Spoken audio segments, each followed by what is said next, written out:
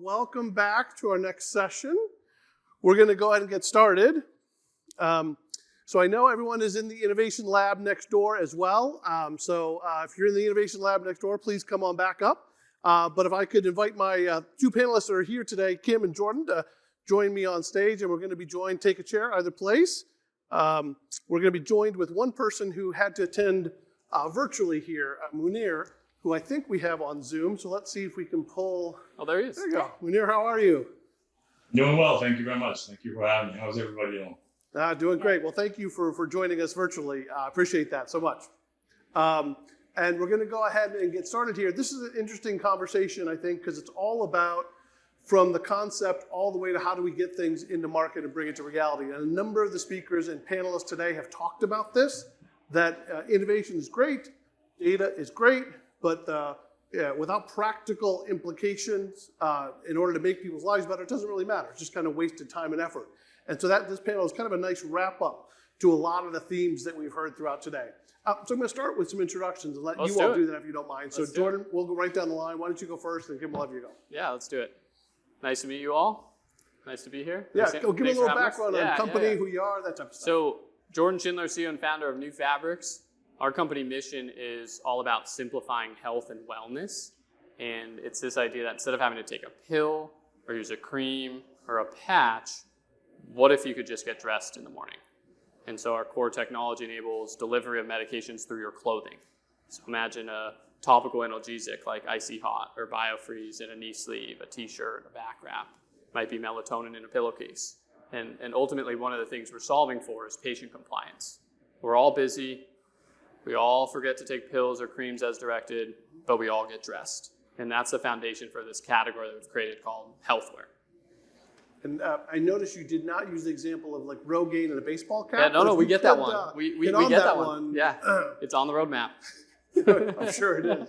Kim, could you also do a quick introduction? Thank you for having me here. My name is Kim Walters. I'm a senior managing director at a company called Crosslake Technologies. Crosslake Technologies sits at the intersection of private equity and technology. And what we do is help private equity firms assess the viability of new, early, and late-stage companies, mostly healthcare-related companies, figure out if they want to buy those companies, and then once they do buy them or back them for funding, we help to accelerate those companies. So we see a lot of different companies in different maturity sectors. Myself, I'm an engineer. I've been an engineer for over 30 years. I spent 18 years at Microsoft as well. Great, thank you for being here. And Mounir, since you're virtual, we'll let you back clean up for us. So get a little introduction of yourself. Thank you. I'm Mounir Khouy. I'm the founder and managing partner at Health Analytika. I have over 15 years of global healthcare experience, particularly in new market entry. I now focus on working with startups and scale-ups in health tech companies around the globe. Yeah, that's great. Well, thank you for joining us as well. So when we did a little prep on this, one of the things we wanted to talk about first is you all have really unique backgrounds and very distinct experiences and journeys in this space. So getting a little perspective from each of you personally, kind of what are the key lessons learned through your journey? Again, if anybody wants to particularly go first, otherwise maybe Kim will let you join and I'll rotate who we call it first. But in terms of lessons learned in this journey, big macro 40,000 feet, from your unique perspective, what are some of the lessons that you learned and things people should have on top of mind? Yeah, I think that's a great question. And again, my background being more in the engineering, the product space is going to be a little bit different perspective. You know, I'm always thinking about making sure no matter what type of company you have a true product strategy. You really understand your customers, you understand the total addressable market, and you know what you're going after. The other thing too is if you're actually building something that whether it be a service or a product or a platform, you really need to think about that platform, not only from a minimum viable product to make sure you can fail fast, but also if it does succeed, how you're going to scale that business. I see too many founder-led products that come out with a great idea, but they didn't think about that scalability, so they cut a lot of costs in the beginning, and they have to re-platform or retool or re-engineer their whole thing. So thinking about the long-term North Star objective, but also giving yourself way out to traverse and navigate the space and the dynamics as we change, as the market change, as your product or service evolves as well. Great. And Mounir, we'll let you go next, and then Jordan will let you back clean up. Sure. So some of the most important things that I've come across working with startups are to avoid cookie cutter approaches in products or solution design. And to keep it simple, eventually, the more complicated an offering is, the more difficulties one will endure during launch. And most importantly, finding the right people. You must have the right mix of talents that share your vision and also be honest about providing the feedback. Awesome. Yeah, and I'll share a story about sort of how I got here and how the company was founded. So started this company 10 years ago in college and suffered from bad skin and learned about the link between your pillowcase and bad skin. And so as you sleep, dirt and oil builds up, clogging your pores, and ultimately went to the dermatologist and was recommended to wash my pillowcase 2 to 3 times a week, which, as you can imagine, at the time as a college-age male was not going to happen. We're 10 years later, still not going to happen. But that's what got me thinking about how to get a benefit from a garment or fabric, something that contacts your skin all day, every day. And so it's taken pretty much 10 years to try to solve that problem. The easier way to go would have just been to buy some acne medication and rub it on my skin. Who likes the easy way? Yeah. So oftentimes the easy way is not always the right way for creating a new product category. And I echo what we said came on the customer side, right? I think we were a little too early at the beginning stages of our business, didn't understand the customer. I think there's been an evolution in wearables and smart materials. And so now I think we're more at a stage where the consumer accepts the product. All right, so high level, 40,000 foot views. Let's talk about now kind of key landmines, pitfalls. You all touched on that a little bit in that question, but for people that are out there talking about the product journey, going from concept, getting it in market, what are some common pitfalls that you see people falling trapped to? We'll go reverse order. We'll let you start. Yeah. I think we might get to this, but capital, I think, is a huge one that I think we're very remiss not to talk about. If you don't have the right funding, it's obviously impossible to launch a new product and a new technology. And then I think the other one is not understanding your customer well enough. Early on, I just assumed everyone was like me and that I was the target customer. And in fact, that's not true. So I set out to solve one of my own problems. And then we actually realized today our customer is 45 to 65 skews female, someone that has chronic pain or arthritis. That does not look like you. It's not me. No, you. It's not me. So I think that's been an interesting learning of who is really buying your product is not necessarily who you think it is. So focus on the customer research, make sure you have enough cash in the bank, and then be perseverant, right? Go fast, iterate, and keep moving forward. So I'm going to connect a couple dots because I love doing that when I moderate panels. And I know, Jordan, you weren't here this morning for Todd Dunn's keynote when he kicked off from Atrium. But Todd talked a lot about what Jordan just talked about, right? Getting to know the customer, understanding the customer journey, living in their shoes. He talked about it because there was a connection to Cambodia, the country. He talked about going to Cambodia, right? The true deep understanding of what are people's lives like, and you said different words, but the same meaning. Todd sounds like a smart guy. and it's ultimately solving for patient compliance, right? Everyone wants to get healthy, but everyone doesn't remember to take pills all the time. But we all get dressed, clothing contacts our skin all day, every day. It is the perfect platform for solving health and wellness outcomes. You're assuming we all get dressed, but I'm going to let you have that. We're all here. All right. I'm going to let you have that one for a second. Well, Mounir's only from the way. Well, never mind. Yeah. We won't go there. So for your thoughts, major pitfalls you see, common pitfalls, how people get trapped in the product roadmap to market. Certainly. Look, during a journey like this, there are a lot of unforeseen events that we can't all plan for during the process. But the ones that stick out the most when I work with some of the startups are lack of clear vision. There's an absence also of workable strategies and product road mapping. These are the main aspects that can be controlled, and I think any startup that wants to launch a product or a solution needs to focus on these 3 key elements. Yeah, that's great. Kim, your and I think part of it too is becoming flexible. I heard a bunch of this, but I think especially a founder-led business, they're so intent on delivering what they think they have in their mind. But then, listening to other customers, listening to customers you didn't think you had, seeing what your competitors are doing, looking at the market dynamics, being able to pivot the strategy when needed because things change. And you went out with your wearables maybe 10 years ago, and the consumers weren't ready for it, and now they're ready for it. And I saw that time and time again, even in my journey at Microsoft, we came out with the Surface or a bunch of different things that were just too early in the cycle. And it's about figuring out what that inflection point is when market readiness hits reinvention or your ideas, and then sometimes having to shift that idea to what the market needs. I think that's I think that's a great example, right? I mean, we started with a pillowcase. Yep. Now we don't even sell pillowcases. Yep. We sell pain relief sleeves with pain relief medicine, Yep. right? So it's definitely, you got to iterate along the way. Yeah, and finding the product journey, I have to make this joke because the people that developed the Surface, I'm sure never saw the Tom Brady incident coming, right? You have to develop for Tom Brady at all on TV, which he threw his Surface on Monday Night Football for you not football fans. Anyways, all right, moving on to the next question.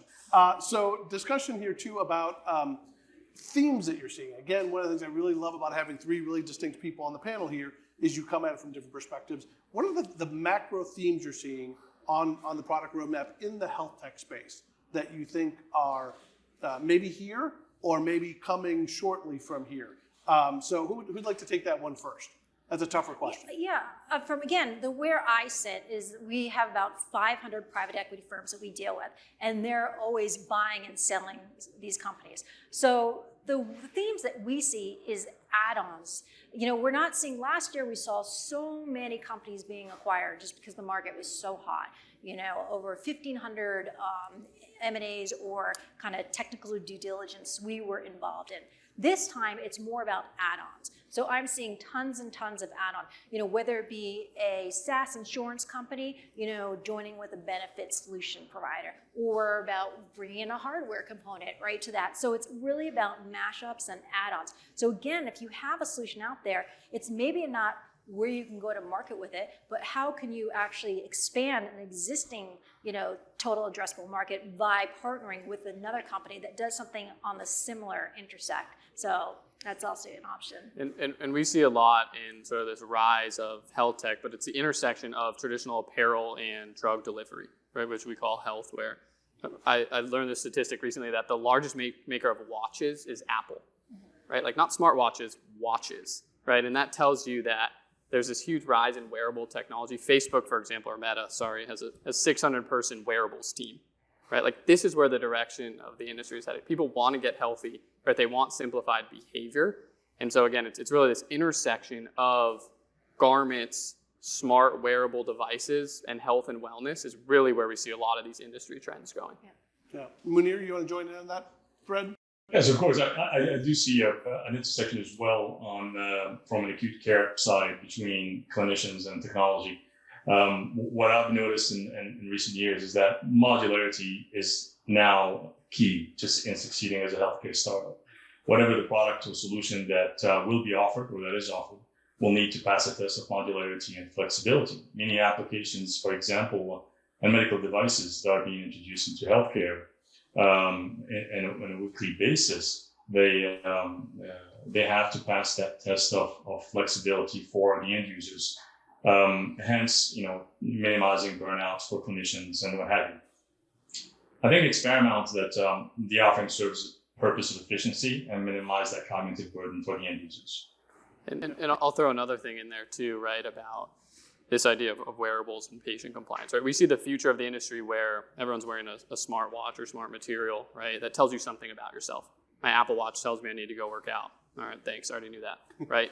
But how do you actually incorporate that into your daily life? And that's where we see this industry going, where it doesn't require a consumer to take an action, right? It's where the things where we can truly simplify behavior just based on the things we already do in a day-to-day basis. I'll give another example of my grandpa, who unfortunately suffered from Alzheimer's for a number of years, right? And could never remember to take his medications, but still put on a sock every single morning. And so how do you find the application areas where people don't have to take an action? And that's where we see a lot of these industry trends going.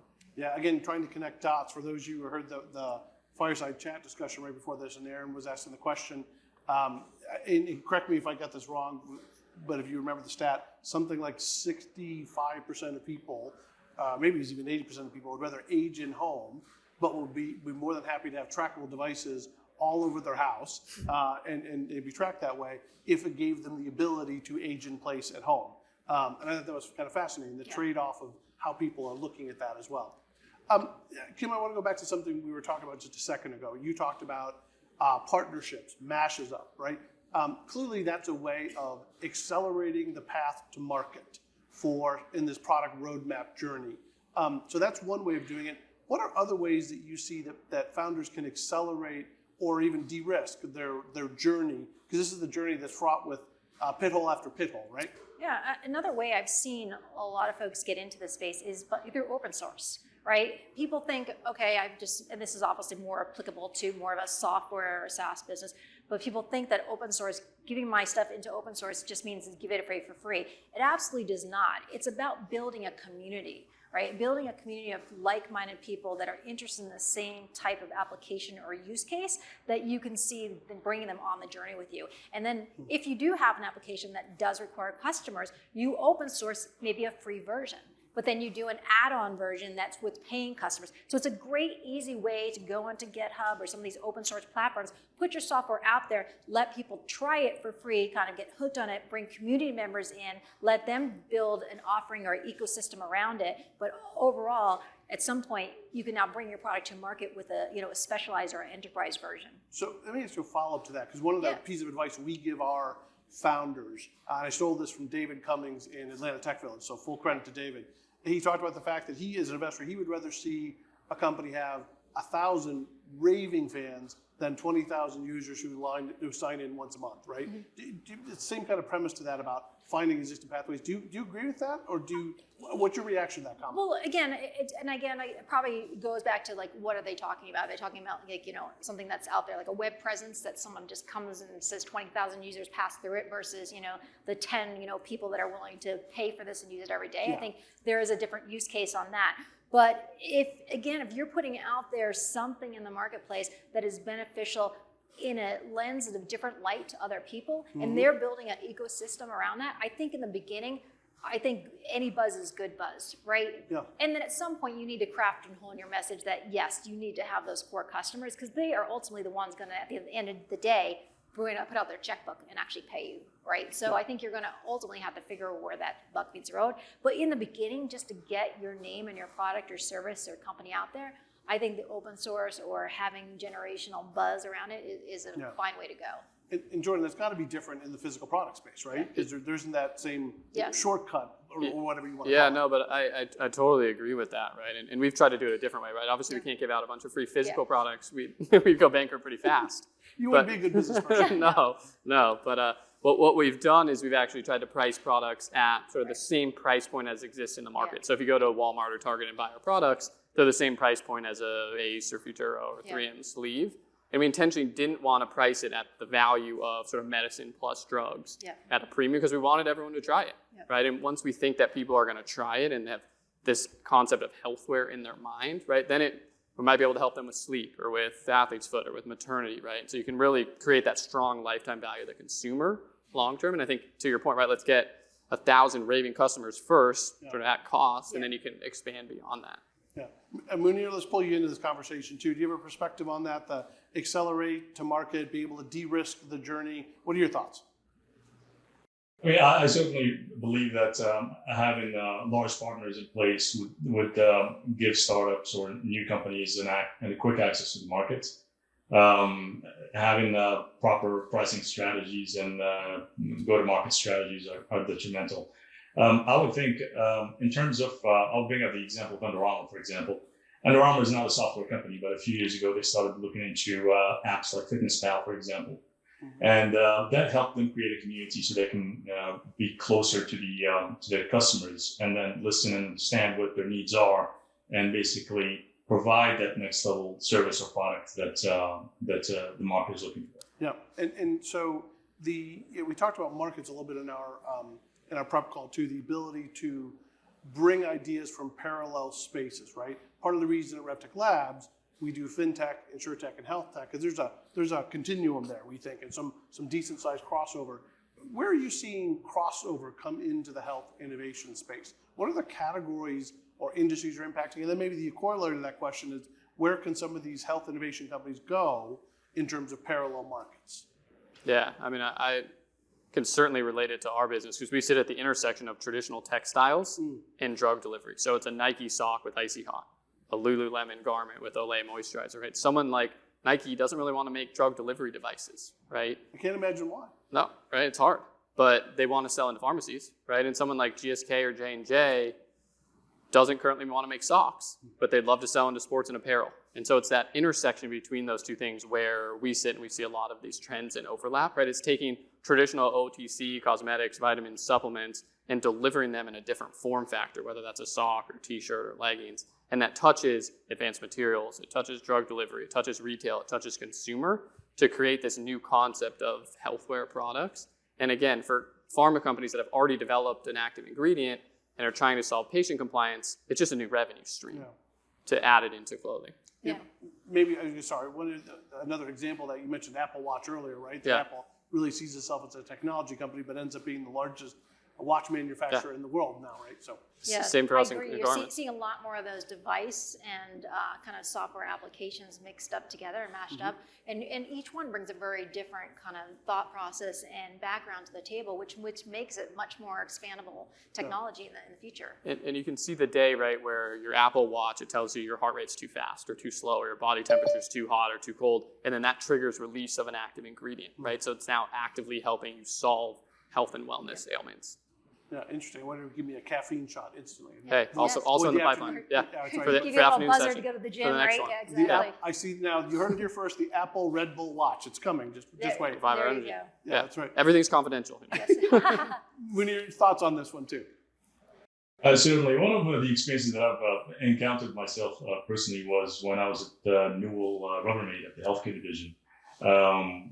We've introduced a number of trolleys or medication carts at hospitals, and we soon found out that the workflow is very similar to service industries, as in, for example, airports. So that was a parallel market that we found that these carts would be used for customer check-ins. Pulling in parallel markets for a certain industry, there are a lot of parallels that need to be accounted for, of course. And that usually goes into either workflow or usability. Yeah. How was their process on looking at external other verticals? As a bigger corporation, I would assume that they had a pretty good radar of looking at innovation in parallel markets and verticals, or how disciplined was that process, I guess is what I'm trying to ask. It was purely accidental. It was myself and a colleague of mine that we were strolling around the Schiphol in Amsterdam when we found out that one of our competitors was using a similar approach. And we automatically thought that, wow, well, why didn't we think of this before? So, that kind of turned new wheels for that particular market, and it blew up ever since. There we go. We should all go to Amsterdam. I love it. That's right. So a couple of times in our conversation already, the term partner has come up.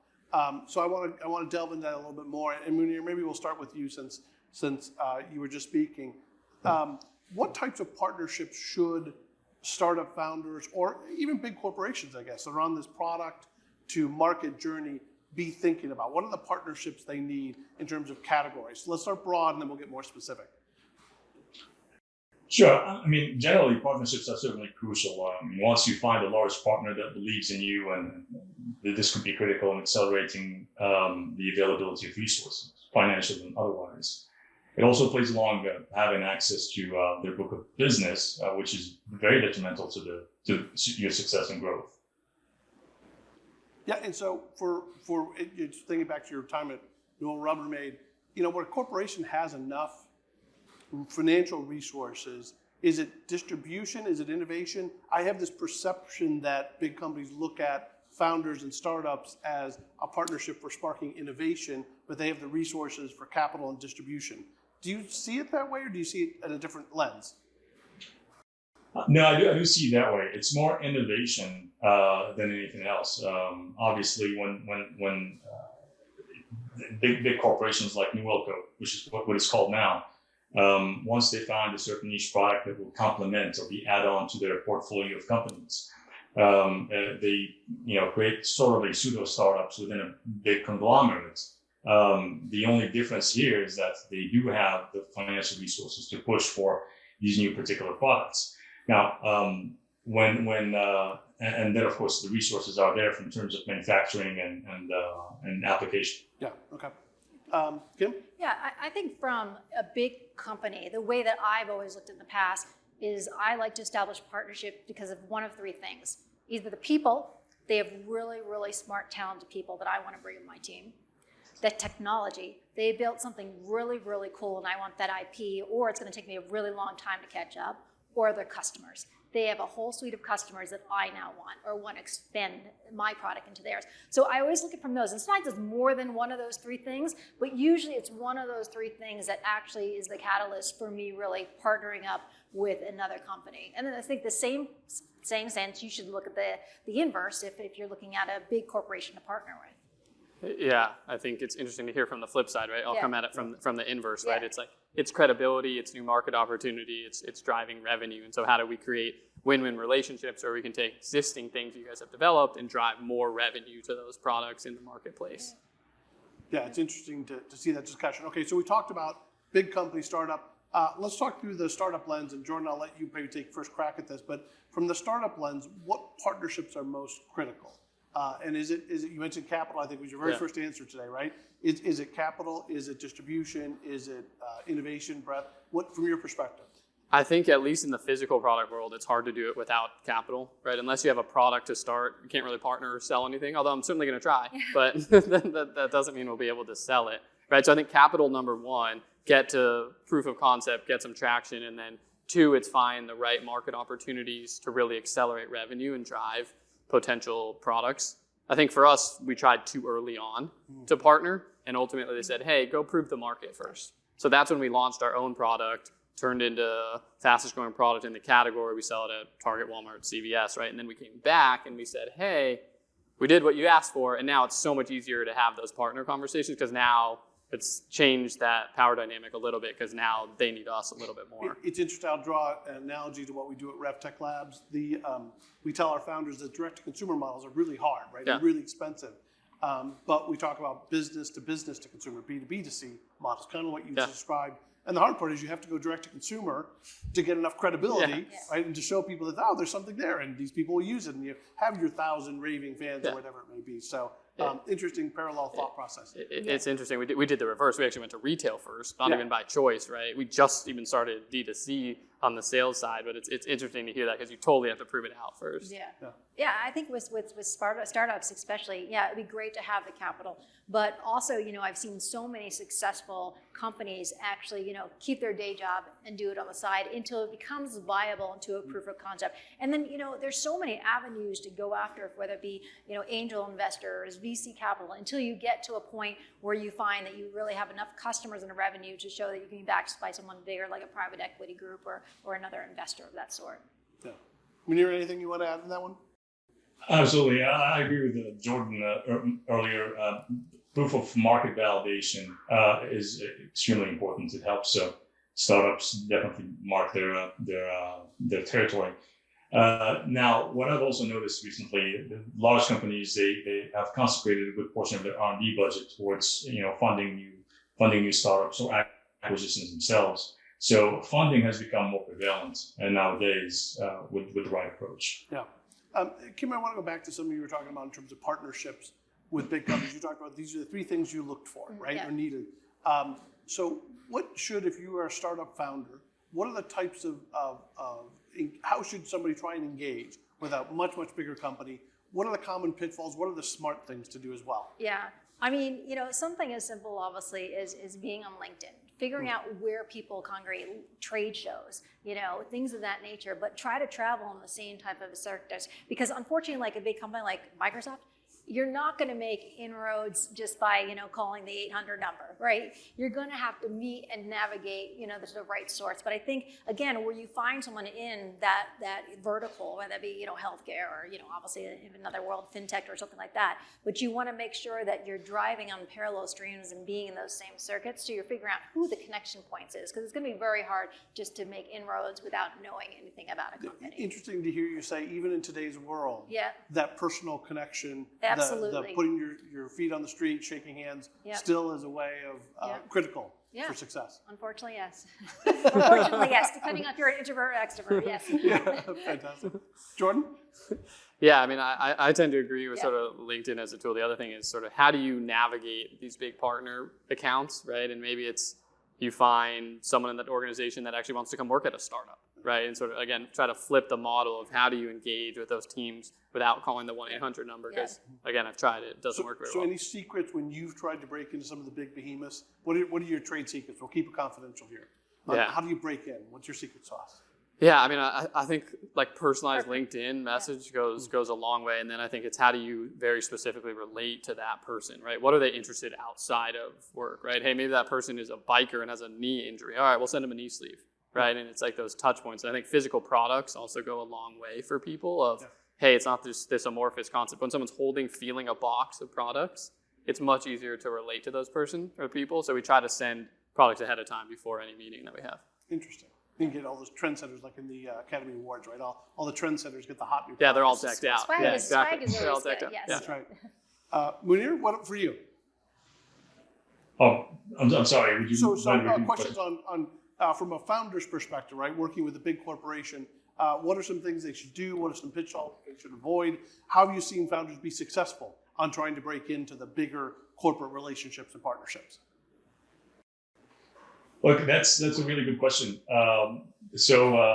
Obviously, you have to have some sort of market validation. The product has to make sense. And a lot of the times when I see these particular works relationships between startups and big corporations, they're usually to fill in a gap that doesn't exist for the big corporations. Networking is detrimental for sure. Finding the right people that you need to talk to, that's also a plus. These events are obviously empirical in terms of getting this established. Yeah, it's interesting. The events are slowly picking up pace again. I think I mentioned to a couple of you that, post COVID, our events still are not back to the size they were pre-COVID. So I think thank all of you, by the way, for coming out in person. I think we need to continue building up that momentum again, but it's going to take a little while. And Kim, I hope you're right that is a critical, necessary component to the success, certainly for events like this. I got a couple more questions, but I'd love to also get you all in the audience ready to ask your own questions if you want to of the panel. So getting that kind of primed up. I'm going to give you one more question while the audience is thinking of questions there. We haven't talked about this yet. It's probably remiss not to bring up this word until this deep into the conversation, but regulatory issues, right? And how do you go to market in this space, in the product journey? I'd love to get your high-level thoughts on, what are things that founders and even corporate innovators need to be thinking about from a regulatory standpoint in the product journey to market? Who wants to take that one first? Anyone want to dive in? I'll take it from Go for it, again. Kim. So again, my lens too is we actually evaluate companies before actually they're bought. So we actually figure out where the red flags are, right? Where are the big risk areas whenever we acquire a company.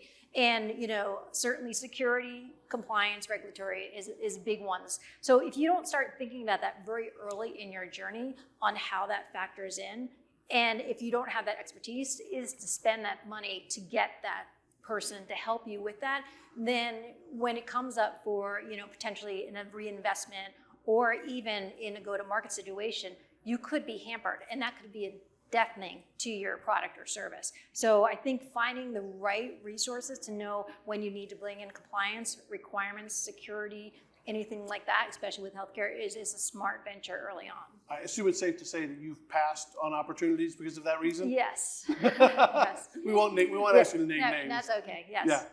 Mounir or Jordan? Certainly, I can take that. So the way I take this is more of a think global, act local approach.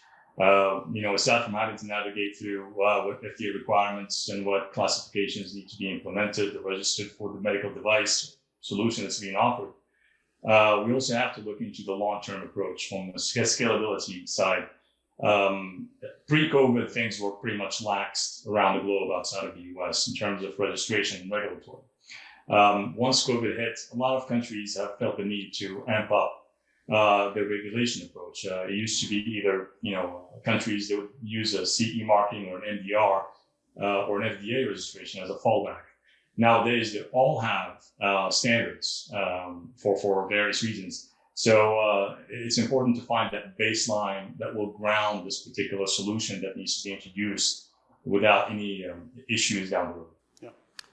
I like that you put the audience on notice. I'm looking forward to the questions.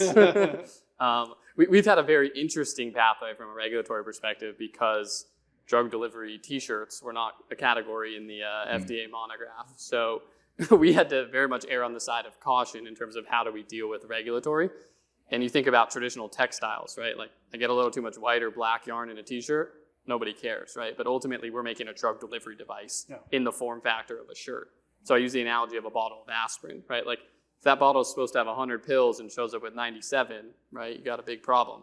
But a little too much blue yarn in a t-shirt, not a problem. And so we've really had to rethink the entire supply chain of textiles beginning to end. And that's one of the reasons we're in North Carolina, is because of this textile ecosystem and advanced materials and this confluence of all of these resources. And then we went out and hired, our head of regulatory came out of the prescription drug industry working on hydrocodone tablets. Yeah. And so we really had to bring in that very intensive level of regulatory and bring it all the way through to making textiles. And you did that pretty early. Yeah, we had to. Yeah. Yep. Yeah. Very quickly we realized that it wasn't going to fly if we didn't. Yeah, clear.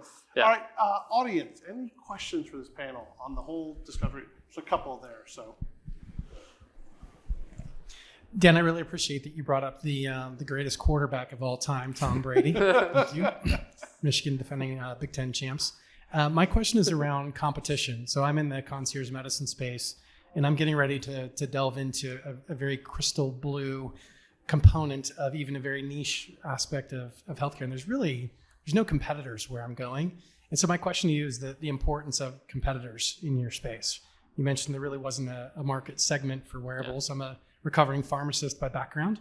And so interesting that the space that you're in, but there's nobody else doing that outside of maybe like a salon pause or somebody, yeah, right, that's doing something. And so the question for you on the entrepreneur side, the value of that competition, and then from an investment side, are you quick to jump into a net new category, a net new space, or do you want to wait until there's more competitors that flood it? Yeah, I mean, it's funny. We get the question all the time from investors, who are your competitors? And oftentimes I say the answer is nobody. and they don't really like that answer. Yeah, investors hate that answer, right? So now we say, oh, it's traditional pharmaceuticals, right? It's pills, creams, or patches. And then it's sort of the guys like Tommy Copper or Copper Fit, right? That's like a copper part of the yarn. Our space is as a drug delivery system and a drug delivery vehicle. And we really want to be the first to market. But we also view competitors as a benefit, right? Because they're ultimately creating the category. We're confident in our IP, in our products, in our team to make the best possible products for consumers.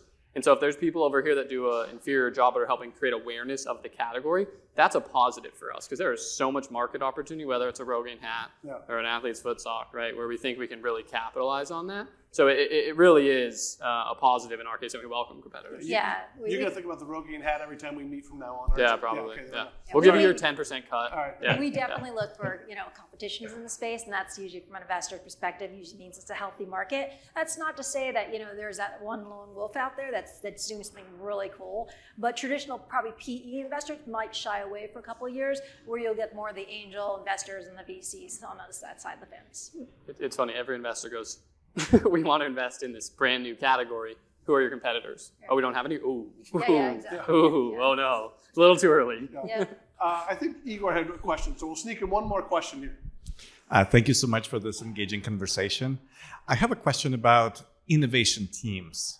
So when we talk about startups, team is front and center. And my question is less about the core team, the actual entrepreneurs and startup founders, but the extended team that needs to be around them to support them to get to their destination. And it means like vendors or like service partners, as well as advisors. Do you have in your experience any like suggestions or advice to a founder who is building or starting to build this extended team? What are the things that work and what are the pitfalls to avoid? Thank you. All right, we're going to need quick answers here. Mounir, did you hear that question? I did. I don't think I really have an articulate answer for that as an extended team. I usually deal with smaller startups than that. All right, we'll give you a pass on that. So Kim or Jordan?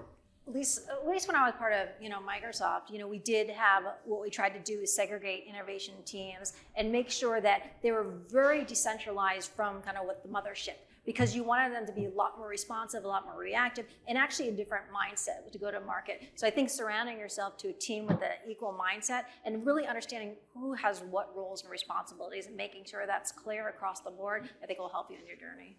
Yeah, I totally agree with that. And it's what skill sets complement the rest of the team or leadership, right? I'm not a drug delivery scientist, so let's go out and we should probably find one, right? I'm not a textile expert. Let's go out and find one. It's how do you get area expertise that have been there, done that in various different domains to form this part of this broader vision? For me, we're not paying top dollar, right? Yeah. It's people that are part of vision and strategy want to create products that truly help people, and then that's how you create a team, and right, you build in and layer in culture. It's a place that people really want to work, and that's ultimately for us. It's had a lot of value. Yeah. Well, we will end on expertise and team. So as panelists, you've been a great team, bringing all your expertise here. It's been a pleasure to kind of help facilitate the conversation here as well. So if we could please thank Mounir and Jordan and Kim. Big round of applause. Great moderating. Great moderating. Try. Got to thank the moderator. I Thank think you, we're Dan. going to change the chairs really quickly before we bring up our next panel discussion. So just give us 30 or 60 seconds to do a quick stage change. Anything else you want to announce right now, Ashley? No? No. Okay, good. Thank you so much. We'll change sets and be right back.